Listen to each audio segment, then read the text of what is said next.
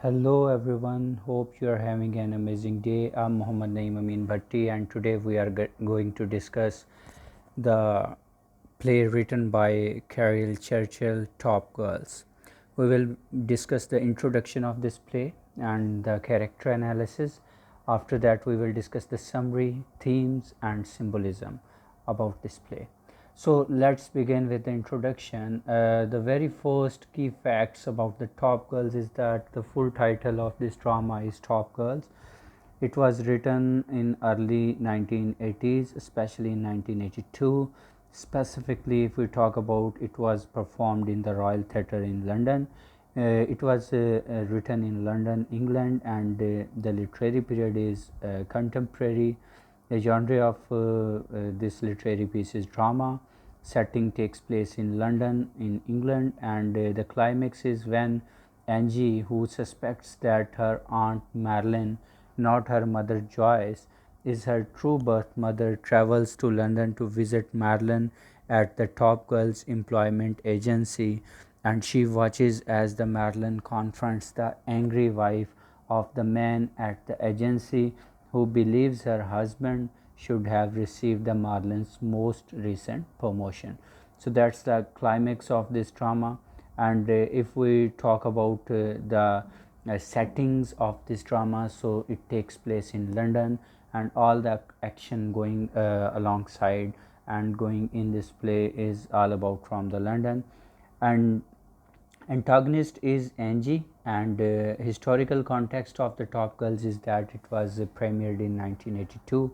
Margaret Thatcher, the controversial but commanding Prime Minister of England from 1979 to 1990, was at the height of her power at that time, and her economic policies in United Kingdom were intended to quell unemployment rates and jolts in the UK out of the long period of recessions were being instituted. By 1982, Thatcher's policy seems to be working, though her doctrine of individualism and her discouragement of the citizens to rely on their government for aid alone and enraged many of the others, and it has been endangered thing for all the employees and especially the graduates of at that time, which were seeking the employment, unemployment at each and every level of United Kingdom. Top Girls is in many ways a reaction to the state sanctioned value of the individualism, nationalism and economic isolation from rest of the Europe. If we talk about Caryl Churchill's central character, the Marlin, she had become so focused on competing in the male dominated world that requires her to look out only for herself that she has sacrificed basic human empathy and shirked her duties to her family, her fellow women, and indeed her own moral growth.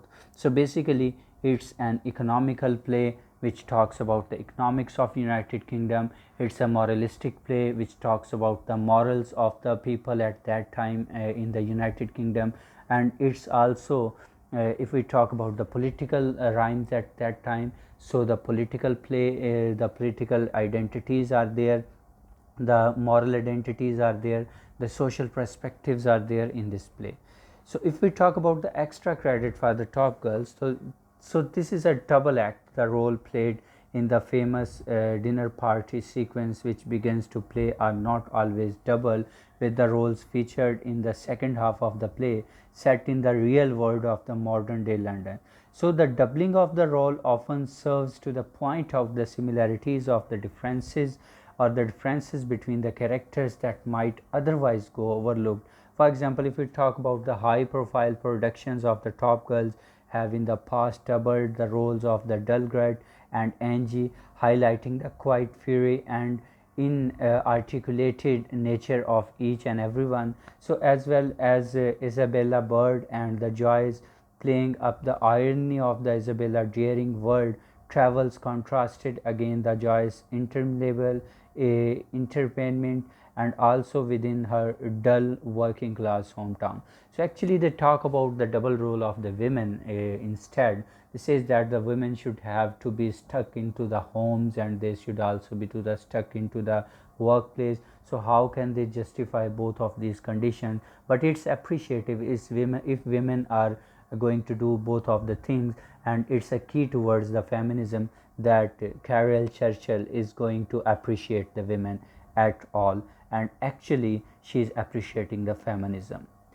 If we talk about the character analysis, the very first character is the Marlin. She is also the protagonist of this play. The protagonist of this play, Marlin, is the high-ranking official at the Top Girls Employment Agency in London, and she has recently become the managing director of this company. At the start of the action, has just received the important promotion.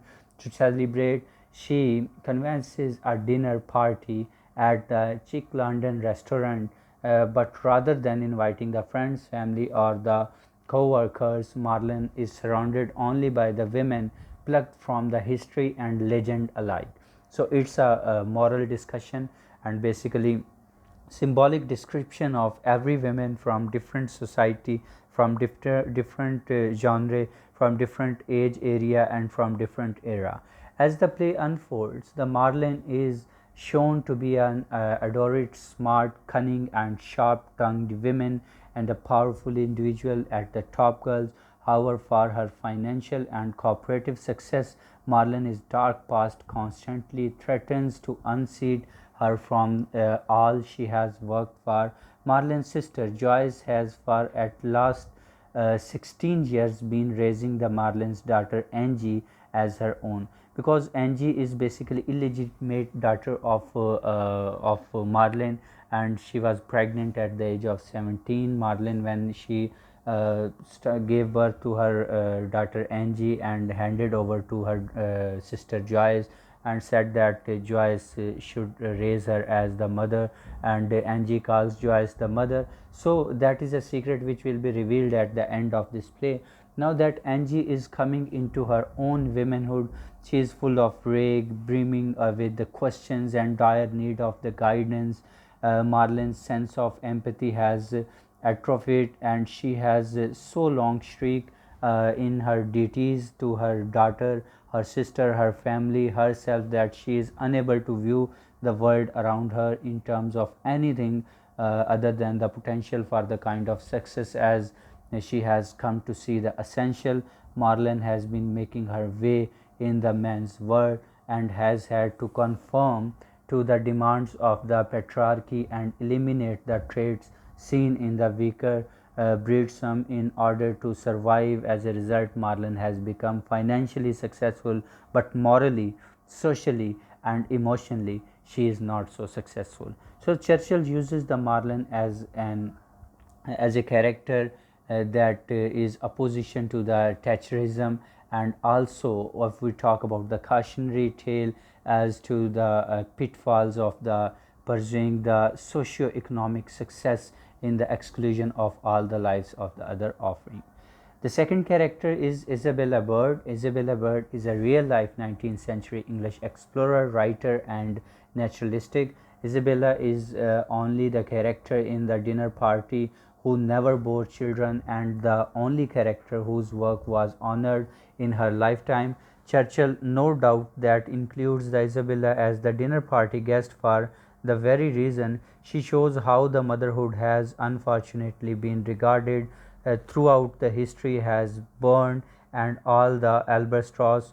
Isabella, whose life featured instances of the tragedy but little abuse or control in the hands of a man, is an optimistic and basically a harsh woman at that time who always speaks with her mind. So Isabella spent her life in navigating traditionally the male spaces, and she talk about the humanity, she talk about the nature, she talk about the success, and basically the Churchill brings Isabella in the dinner party as perhaps to show Marlin and the audience as well that true success is not always dictated by the financial gain or the corporate power. After that, the third character is Lady Nijo. Lady Nijo is a real life 13th century concubine turned Buddhist nun now, and Lady Nijo was raised from the birth to live a life of the sexual service to the emperor. Her own father gave her over to the emperor and instructed Nijo to become a nun if she ever fell out of the favor at the court. Over the years, Nijo faced the sexual and the psychological abuses at that time. The emperor exploited her and then ejected her out from his court. And when she did eventually fall from the favor of the court, she followed her father's advice and became a nun, roaming in the countryside and lost experiencing the life of the herself. And Nijo's tales of the horrific treatment is that hands of the nobility reveals the Churchill's skepticism towards the upper classes. Moreover, Nijo's life dictated the every turn in the wills and desires of the patriarchal figure. So it is basically against the patriarchal figure. After that, Dulgret is the next character in our play. Dulgret is basically the subject of the Dulgret, a Flemish Renaissance painting by the Peter Bruegel and the elder. After that, the painting depicts the great and older women clad in the long skirt and battle armor leading the group of the women pillaged hell. The painting is meant to depict the chivalrous demanding women of the pursuit of their own grace. If we talk about the including the great in the dinner party, she is added in the dinner party only due to the historical figure of all the times, and especially in the Renaissance. She reveals that she and the other women in her village has watched their children dies as the Castellis of the war and stormed into the hell as a way to fight evil in its root. After that, the next character is Pop John. Pop John is basically a figure who, according to the legend, was disguised as a male herself as a man in the Middle Ages and reigned as the Pope for the 2 years until her true identity was discovered. And Pope John wanted that he has to adopt the manhood, but he was again renounced to her womanhood. Not only did she hide his fact that she was a woman from her attendants and devotees, but she herself forget her that pregnancy nature and the other things related to the women. And it was a religious and moral procession when John was came across, and John and her child were immediately carried away and stoned at that time to the death, and they could only be won through the disguising her true gender. And her story calls into question what it meant to renounce one's femininity. So that is the identity crisis and identity gain at that time. Joan's story echoes the Marlin's own pursuit of the powers to express her identity, not the mention her own child. After that, we will talk about the patient Griselda. Basically, patient Griselda is the a character from the figure from the European folklores, most famously featured in the tales of Boccaccio and Chaucer, a peasant of the humble origins. Basically, Patent Griselda is a woman which was selected to marry a handsome, wealthy, and powerful marquis who took her away from her family and introduced her to the life luxury. And her new husband wanted to test her obedience through the different type of the games, and at that when children bore him and presumably to have them to killed. In spite of this cruel treatment, Griselda stayed with her husband and remained obedient to him.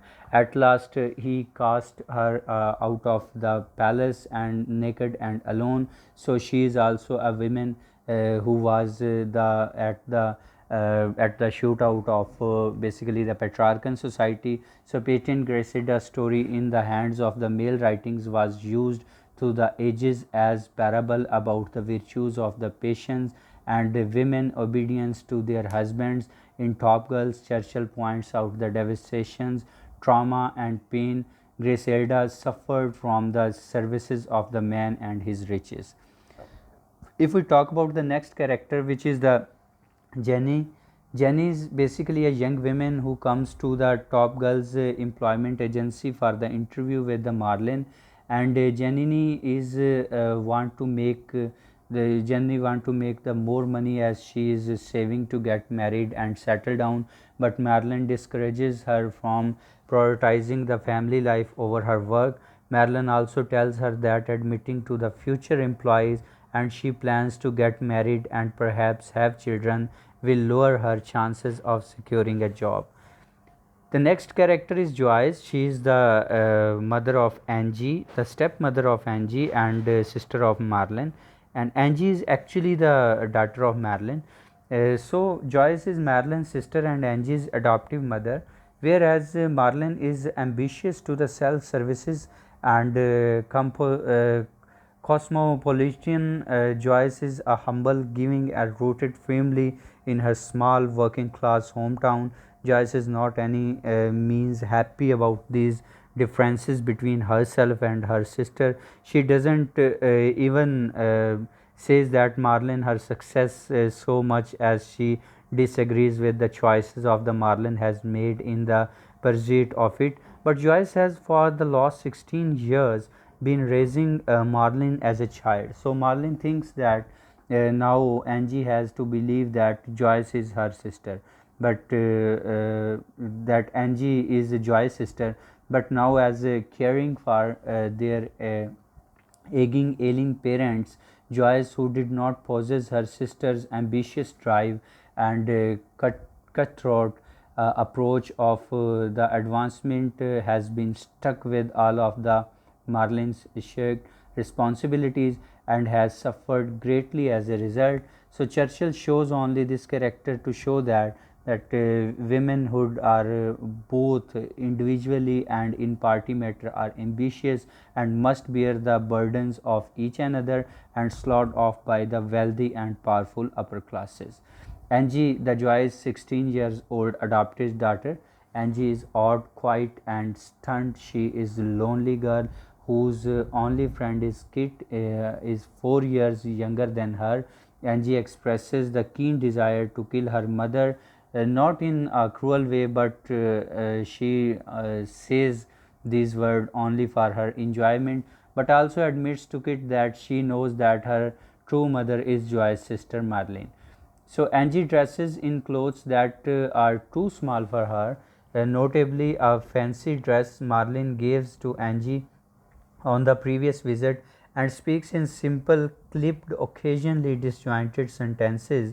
Angie travels to London to see Marlin. Marlin is her real mother, longing to spend time with her aunt and confessing that the day of the Marlin's last visit and the year earlier was the best day of the whole life.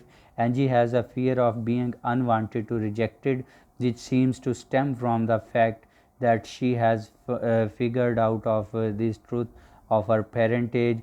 And basically it is also again a feminism, the values which prizes individualism, aloofness and self-serving behavior over the basic human empathy and care for the others, which are unfortunately seen as weakness and burdens and the other things. Kit is the character. She is the basically the friend of Angie, and she is 12 years old. She plays with Angie and she enjoys with Angie at that time. Lois is basically a woman who comes for an interview in the Top Girls employment agency with Win. She is 46 and Win describes her age as the handicap. So Lois is frustrated in her current job and where she feels unappreciated and unrecognized despite the 20 plus years of the experience at that time. So that is some type of the minor character.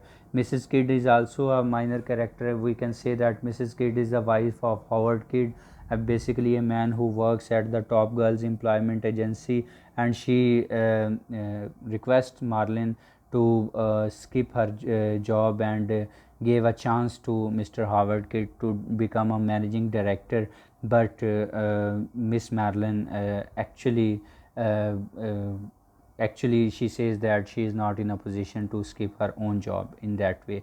So she is not pretty sure about that. If we talk about the minor characters, Minor character is Nell, that is a young woman who works at the Top Girls. Vin is also a young woman who also works at the Top Girls. Shona is basically a young woman who comes for an interview at the Top Girls employment agency with Nell, and Howard Kid is basically a person, a male patriarchal representative of society, who says to Marlin that through his wife to skip her current position because he want to grab that position. So I think the character analysis of this play has been done, and till the further video, it's goodbye from me.